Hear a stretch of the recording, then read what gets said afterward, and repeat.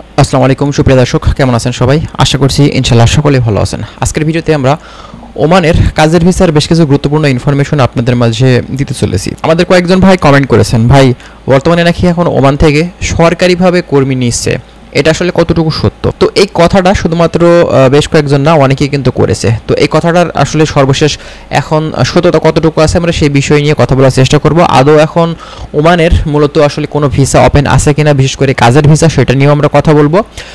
বর্তমানে বলা হচ্ছে যে 10,000 কর্মী নিবে আপনার হচ্ছে ওমান সরকার, বাংলাদেশ সহ আরও বিভিন্ন দেশ থেকে। কথাটা কতটুকু সত্য এই বিষয় নিয়ে আমরা আপনাদের মাঝে বেশ কিছু গুরুত্বপূর্ণ ইনফরমেশন আজকের ভিডিওতে দেবো। যারা ওমান সম্পর্কে জানতে ইচ্ছুক আছেন, ওমানের ভিসার আপডেট জানতে চান প্রতিনিয়ত, আমরা সেই বিষয় নিয়ে কিন্তু আজকে কথা বলবো। অবশ্যই ভিডিওটি স্কিপ না করে আপনারা শেষ পর্যন্ত দেখবেন, অনেক কিছু গুরুত্বপূর্ণ ইনফরমেশন আজকের এই ভিডিও থেকে আপনারা পেয়ে যাবেন। যারা নতুন এসেছেন চ্যানেলটি সাবস্ক্রাইব করে রাখবেন, আমরা নেক্সট টাইমে চেষ্টা করবো ওমানের প্রতিনিয়ত আপডেটগুলো আপনাদের মাঝে পৌঁছে দেওয়ার।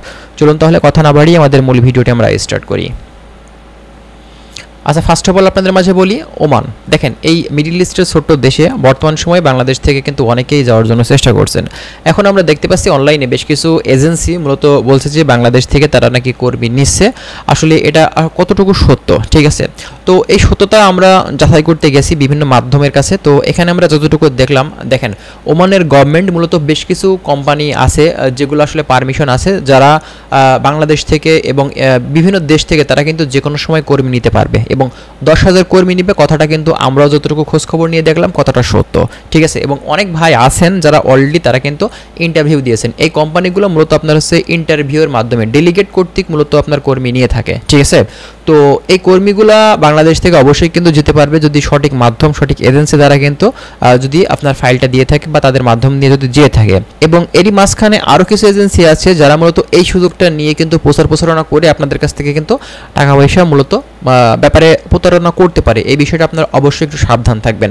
বর্তমান সময়ে ওমানের যে বিষয়টা আমরা দেখতে পাচ্ছি, যেহেতু বন্ধ আছে সে কারণেই কিন্তু আমরা উদ্গ্রীব হয়ে আছি কখন ওমানের ভিসাটা খুলবে, কখন আমরা যেতে পারবো। যেহেতু এখন পর্যন্ত অফিসিয়ালভাবে ওমানের কোনো আসলে ভিসা ওপেন করেনি, কিন্তু তারপরেও আপনার সরকারিভাবে কিছু কোম্পানি আছে যে কোম্পানিগুলো বাংলাদেশ সহ যে কোনো দেশ থেকে তারা কিন্তু কর্মী নিতে মানে তাদের সেই ধরনের পারমিশন, স্পেশাল পারমিশন কিন্তু তাদের দেওয়া আছে।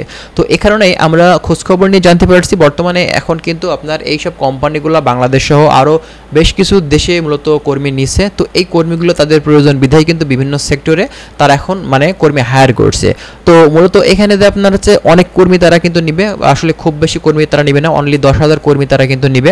এই তথ্যগুলো নেওয়ার পাশাপাশি আরও বেশ কিছু গুরুত্বপূর্ণ ইনফরমেশন আমরা খোঁজখবর নিয়ে দেখব। যদি সত্যতা আমরা পেয়ে থাকি তাহলে অবশ্যই কিন্তু আরেকটু কনফার্ম করে আমরা আপনাদেরকে জানাতে পারবো, ঠিক আছে?